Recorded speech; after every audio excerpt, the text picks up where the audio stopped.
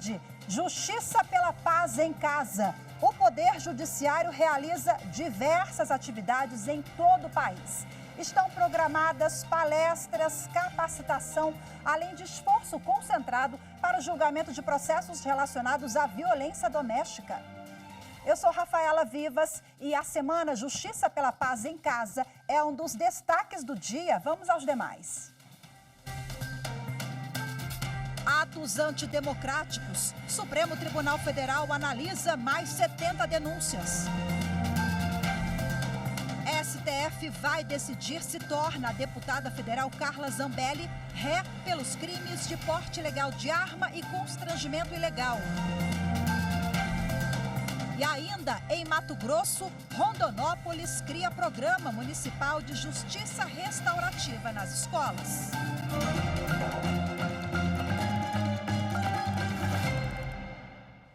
O Supremo Tribunal Federal começou a analisar hoje, no plenário virtual, 70 denúncias apresentadas pela Procuradoria-Geral da República relacionadas aos atos antidemocráticos de 8 de janeiro.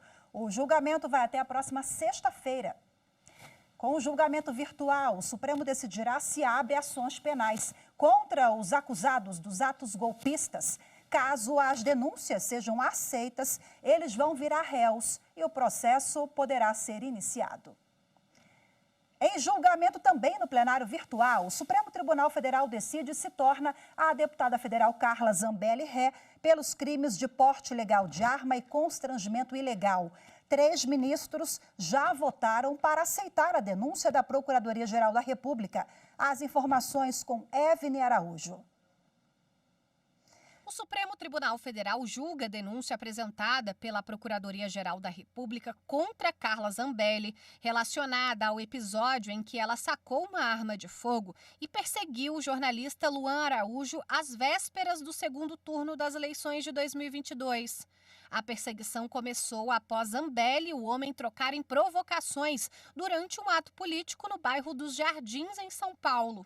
O relator, ministro Gilmar Mendes, votou para tornar a deputada federal ré pelos crimes de porte ilegal de arma de fogo e constrangimento ilegal com emprego de arma de fogo. O ministro entendeu que há indícios suficientes para a abertura da ação penal contra Zambelli. Segundo Gilmar Mendes, ainda que a parlamentar tenha porte de arma, o uso fora dos limites da defesa pessoal em contexto público e ostensivo, ainda mais às vésperas das eleições em tese, pode significar responsabilidade penal. O julgamento ocorre no plenário virtual e os ministros têm até a próxima segunda-feira para analisarem os votos. A retomada do julgamento que discute a implantação do juiz das garantias é um dos destaques do podcast Supremo na Semana. A repórter Carolina Chaves tem mais informações. O juiz das garantias foi introduzido no Código Penal em 2019 pela lei conhecida como Pacote Anticrime. Pela norma, um magistrado atua durante as investigações no inquérito penal para fazer com que as garantias constitucionais dos investigados sejam observadas. Depois de concluído o inquérito, um outro juiz conduz o processo até a sentença. O dispositivo foi contestado no Supremo Tribunal Federal por partidos políticos e por associações de juízes e de integrantes do Ministério Público. O STF já realizou 7 sessões discutindo o tema. Na semana passada, o julgamento foi retomado com o voto vista do ministro Dias Toffoli. Ele entendeu que o instrumento é constitucional porque não se trata de alteração da organização ou de divisão do judiciário, mas uma questão de processo penal. Além do ministro Dias Toffoli, até o momento, votaram o relator ministro Luiz Fux e o ministro Cristiano Zanin, também pela constitucionalidade. Já o relator, ministro Luiz Fux, considerou que a implantação do juiz das garantias pode prejudicar a organização do judiciário com aumento de despesa e retirando autonomia dos tribunais para criar varas. No podcast Supremo na Semana, a consultora jurídica Gisele Reis explica que o relator entende que a lei não deveria ter sido de iniciativa do Congresso. O ministro Luiz Fux ele levou muito pela consideração do impacto que isso tem dentro do dia a dia das unidades judiciárias e que caberia, da estrutura, né, para implementar e que caberia aos tribunais de justiça implementarem isso de acordo ali com as características das regiões e irem se adequando também em relação a isso, mas seria uma faculdade. Então, esse eu acho que seria o grande aspecto sobre a inconstitucionalidade formal. Né? Outro destaque do podcast é mais uma decisão do ministro Alexandre de Moraes, que concedeu liberdade com a aplicação de medidas cautelares para 72 pessoas envolvidas nos atos antidemocráticos do dia 8 de janeiro. No total, na semana passada, 162 pessoas foram liberadas. Esta edição do Supremo na Semana é apresentada por Mariana Xavier, coordenadora de novas mídias da Rádio e TV Justiça, e tem comentários da consultora jurídica Gisele Reis e de Mauro Burlamac, jornalista da Secretaria de Comunicação do STF. A terceira sessão do Superior Tribunal de Justiça vai discutir a aplicação de aumento máximo por continuidade no estupro de vulnerável. A repórter Marina Campos tem as informações. Sob o rito dos recursos repetitivos, a terceira sessão vai definir controvérsia cadastrada na base de dados do STJ como tema 1202 e com a seguinte redação: a possibilidade de aplicação da fração máxima de aumento de pena por continuidade delitiva prevista no artigo 71, caput do Código Penal, nos crimes de estupro de vulnerável, ainda que não haja indicação específica do número de atos sexuais praticados. Foram selecionados como representativos da controvérsia 2 recursos especiais que se encontram em segredo de justiça, ambos de relatoria da ministra Laurita Vaz. Em um dos recursos, o réu foi condenado a 50 anos de reclusão pela prática reiterada de estupro de vulnerável. Mas o Tribunal de Justiça do Rio de Janeiro deu provimento à apelação para afastar o concurso material, aplicar a continuidade delitiva entre todos os crimes e reduzir a fração de aumento da pena em decorrência do crime continuado. O argumento foi o de que não houve a especificação das datas nas quais os episódios teriam ocorrido. O Ministério Público do Rio de Janeiro apontou que a aplicação da fração máxima de majoração decorrente da continuidade delitiva nessa circunstância dispensa a delimitação específica de cada conduta praticada, sendo possível a verificação do número elevado de crimes com base no período em que ocorreram. Na decisão pela afetação do recurso, o colegiado não suspendeu a tramitação dos processos pendentes que discutem o mesmo assunto. A Polícia Federal capturou em Manaus, no Amazonas, o assaltante de banco mais procurado do país, Silvio César de Araújo, conhecido por Cabelo de Bruxa. Ele havia sido condenado a 17 anos de prisão pela 2ª Vara Criminal de Cuiabá, no Mato Grosso, pelos crimes de porte ilegal de arma, roubo qualificado, formação de quadrilha, cárcere privado e receptação. Silvio integrou quadrilhas armadas especializadas em grandes assaltos no interior do estado. Estava foragido desde 2018. Bom, e em Santa Catarina, no Balneário Camboriú, a Polícia Federal prendeu um homem da República do Cazaquistão, que estava na lista da difusão vermelha da Interpol. Ele era procurado pelo crime de estelionato naquele país. Segundo a Polícia Federal, a prisão preventiva foi decretada pelo Supremo Tribunal Federal, que atendeu a um pedido do Escritório Central Nacional da Interpol, em Brasília. A seguir, Conselho Nacional de Justiça dá início à Semana da Justiça pela Paz em Casa, com ações em todo o país. Os detalhes em instantes, voltamos já.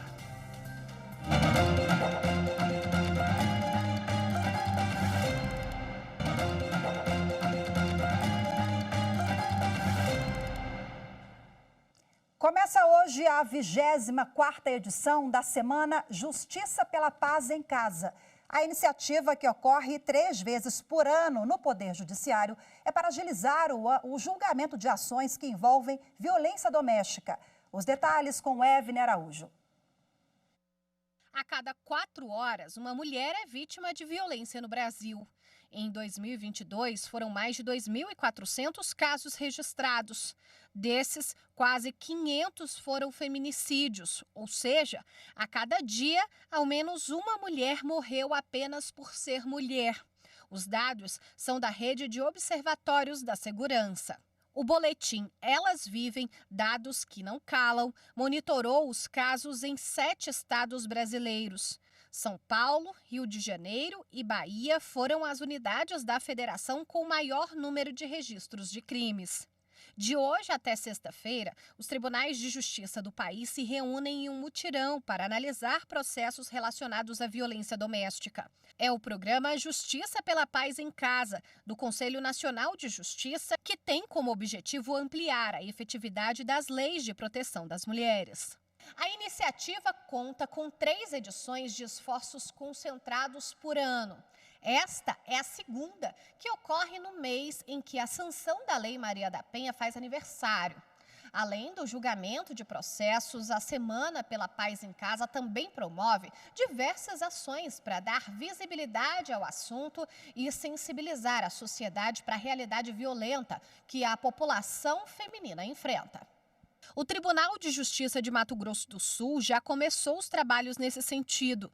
No início do mês, em comemoração ao Agosto Lilás, o tribunal assinou um termo de cooperação envolvendo os poderes executivo, legislativo e judiciário. A desembargadora Jaciguara Dantas da Silva explica que o acordo beneficia principalmente grupos minoritários. Esse termo de cooperação leva em consideração a interseccionalidade das mulheres negras, indígenas e mulheres com deficiência. E o porquê disso? Porque essas mulheres elas estão muito mais sujeitas a uma violência muito mais intensa, ou seja, são muito mais vulneráveis. E é preciso que se considere que, além da desigualdade de gênero, essas mulheres contam com a desigualdade racial, étnica e, sobretudo, as dificuldades decorrentes da deficiência. Então, essas mulheres, elas têm muito mais dificuldade de romper o ciclo de violência. E como as ações acontecem em todo o país, vamos saber agora como está a programação, a expectativa para Goiás. Eu converso ao vivo, de forma remota, com o presidente do Tribunal de Justiça do Estado, desembargador Carlos França. Olá, presidente, muito boa tarde. Obrigada pela participação do senhor conosco. Boa tarde, Rafaela. Estamos aqui à disposição para falar sobre esse tema tão importante para o Poder Judiciário e para a sociedade. Desembargador, conta para a gente, então, como andam os trabalhos, a expectativa para essa semana de muito trabalho, audiências e um esforço concentrado em prol desse tema tão caro a toda a sociedade, né? Sem dúvida. Hoje nós fizemos a abertura aqui no nosso Tribunal de Justiça dessa 24ª Semana pela Paz em Casa. Inclusive, contamos com a participação do conselheiro Márcio Luiz, do CNJ, e estamos aqui envolvendo toda a rede de proteção a essas mulheres vítimas e que participam junto com o Poder Judiciário nesse trabalho. A área de segurança pública, Ministério Público, Defensoria, OAB e todos aqueles que possam colaborar na divulgação desse programa. As universidades, hoje nós contamos aqui com 3 universidades aqui da capital participando, visando levar informações à sociedade e também o Poder Judiciário adotando medidas práticas para efetivamente dar andamento aos processos e condenar, julgar, e se for o caso, condenar aqueles malfeitores que praticam esta violência contra as mulheres. Presidente, quem nos acompanha agora e tem dúvidas sobre processos em tramitação, a mulher ou, enfim, a pessoa que quiser procurar o TJ, ela pode ir hoje ou amanhã, durante a semana, ou as inscrições, a seleção já foi feita? Como é que funciona? Sim, nesta semana nós vamos fazer o enfrentamento e audiências e o julgamento de 1.200 processos que foram separados para que tem um andamento e conclusão durante esta semana. Então, nós estaremos no estado todo de Goiás, nos fóruns, dando andamento a esses processos. Agora, independente disso, se tiver uma mulher vítima, se tiver uma mulher que precise do apoio do Poder Judiciário, pode comparecer ou ligar nos fóruns do estado de Goiás, que serão acolhidas e atendidas, visando amenizar esta violência que nos envergonha, Rafaela, envergonha a todos nós da sociedade, que em pleno século XXI o Brasil ainda esteja com esse número tão elevado de casos de violência doméstica contra a mulher. No âmbito do Poder Judiciário, presidente, quais são os principais entraves na avaliação do senhor no que se refere a esses processos relacionados à violência doméstica ou feminicídio?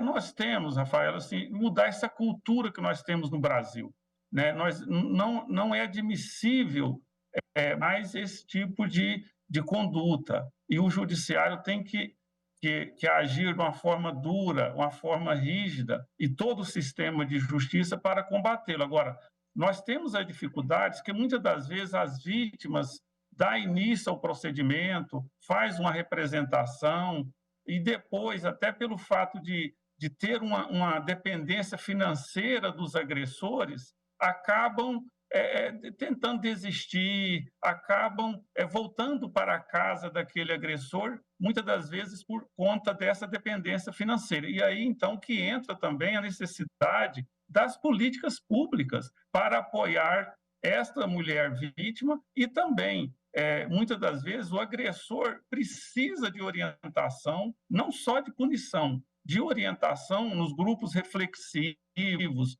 né, tendo esse apoio do sistema, não só a vítima, que realmente precisa mais, logicamente, mas também esse agressor, para que ele não seja um multiplicador, um repetidor desta prática tão nefasta que atinge e ofende a toda a sociedade brasileira. Exatamente. Só agora, há pouco, tocou num tema muito sensível que se refere a essa questão cultural que nós temos no país, né? E muitos tribunais de justiça, não sei se é o caso do senhor aí, do trabalho de vocês em Goiás, mas muitos TJs adotam um trabalho de conscientização para aquele homem, né, que às vezes vai perpetuando a violência e a sociedade não entende direito, às vezes critica o Poder Judiciário, né, desembargador, mas por que está acolhendo esse homem? Mas é necessário incluir ações também para quebrar esse ciclo, né? Porque às vezes o homem ali, ele reproduz aquilo. Sem dúvida, Rafaela, sem dúvida, isso é fundamental, tanto que nós buscamos as universidades, onde temos inúmeros e milhares de jovens estudantes, buscamos as escolas, onde tem crianças e adolescentes estudantes, para que possam receber informações sobre esta prática e como evitá-la e como denunciá-la, buscando mudar essa cultura. Nós não podemos aceitar a repetição e a multiplicação dessa cultura de agressão às mulheres. Então, esse trabalho de conscientização, nós temos programas aqui em Goiás, por exemplo, de trabalho de conscientização nos bares, restaurantes, favorecendo e colocando de uma forma muito fácil para que qualquer estabelecimento, funcionário ou frequentador daquele estabelecimento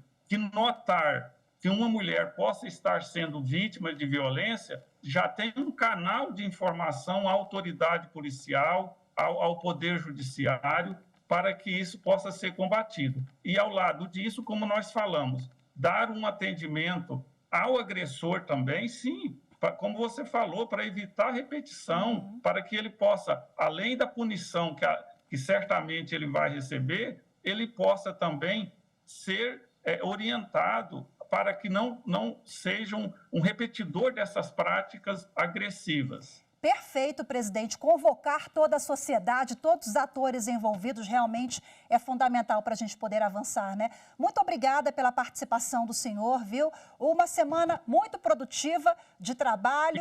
Isso. Muito obrigado, Rafael. E amanhã nós teremos a satisfação aqui de contar com a ministra Carmen Lúcia, Sim. que vem falar sobre os direitos humanos das mulheres no século XXI, que tudo começou com ela no CNJ, com a ministra Carmen Lúcia, em 2015, essa Semana da Paz em Casa. E amanhã nós teremos aqui essa importante exposição e vamos, durante a semana toda, com orientações, com palestras e com realizações de atos processuais, visando combater esse mal que nos assola. Muito obrigado, Rafael. Estamos sempre à disposição aqui no TJ de Goiás. Perfeito, presidente. Muito obrigada. O desembargador Carlos Alberto França, que é presidente do TJ e preside também o Conselho dos Presidentes dos Tribunais de Justiça do Brasil. Boa tarde para o senhor e até a próxima. Boa tarde, muito obrigado. A seguir, em Mato Grosso, Rondonópolis cria Programa Municipal de Justiça Restaurativa nas escolas. Os detalhes em instantes, voltamos já.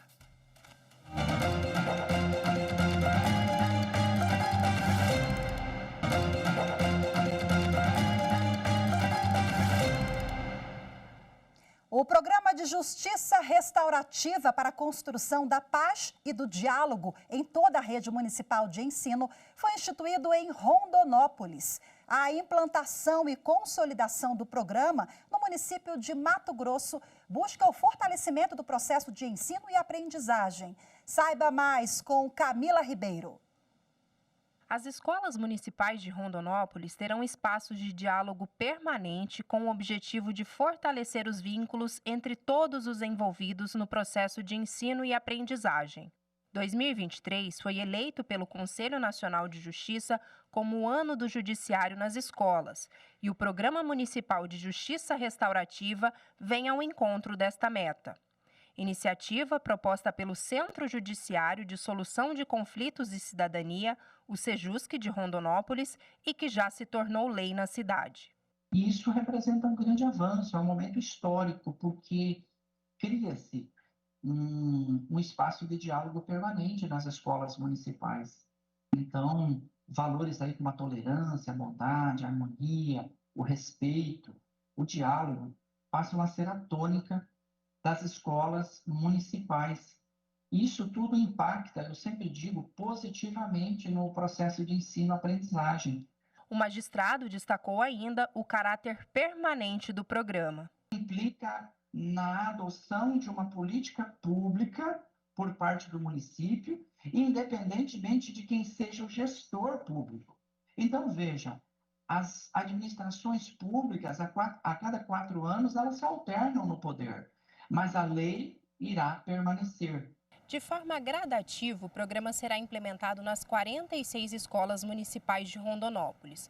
O próximo passo é a assinatura de um termo de cooperação técnica entre a Prefeitura e o Tribunal de Justiça, que permitirá a realização de cursos de formação para os círculos de construção de paz.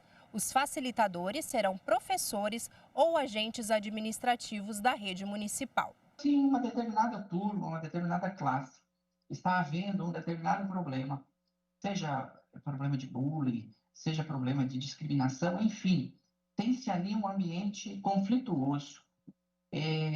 Será chamado o facilitador habilitado naquela unidade escolar para que ele venha e reúna aquela turma e realize com ela um círculo de construção de paz. E nesse círculo de construção de paz, é muito interessante porque todos têm a oportunidade de falar. E todos aprendem, sobretudo, aprendem a ouvir. O Superior Tribunal de Justiça definiu que ato normativo infralegal pode fixar prazo máximo para trabalhador requerer o seguro-desemprego. A reportagem é de Kátia Gomes. O entendimento era presente na jurisprudência dos colegiados de direito penal do STJ, mas agora foi firmado sob o rito dos recursos repetitivos como tema 1168. A tese estabelece que os tipos penais trazidos nos artigos 241A e 241B do Estatuto da Criança e do Adolescente são autônomos, com verbos e condutas distintas, sendo que o crime do artigo 241B não configura fase normal, tampouco meio de execução, para o crime do artigo 241A, o que possibilita o reconhecimento de concurso material de crimes. De acordo com o relator ministro Reinaldo Soares da Fonseca, a controvérsia estava em definir se as condutas de adquirir, possuir ou armazenar conteúdo pornográfico envolvendo criança ou adolescente constituiriam ou não meio necessário ou fase de preparação para o cometimento do núcleo do tipo divulgar o mesmo conteúdo. No voto, o ministro afirmou ser admissível que uma pessoa encontre o conteúdo na internet e repasse a outros sem armazenar, assim como o conteúdo pode ser armazenado sem ser compartilhado. Ele ressaltou que, frequentemente, a perícia nos dispositivos eletrônicos do réu indica haver diferença entre o conteúdo dos artigos armazenados e o conteúdo daqueles divulgados. Do mesmo modo, nem sempre há correspondência entre a quantidade armazenada e a quantidade compartilhada, o que denota a autonomia de cada conduta. Hoje ficamos por aqui. Muito obrigada pela sua companhia. Ótima tarde, excelente semana para todos nós. Até amanhã. Tchau, tchau.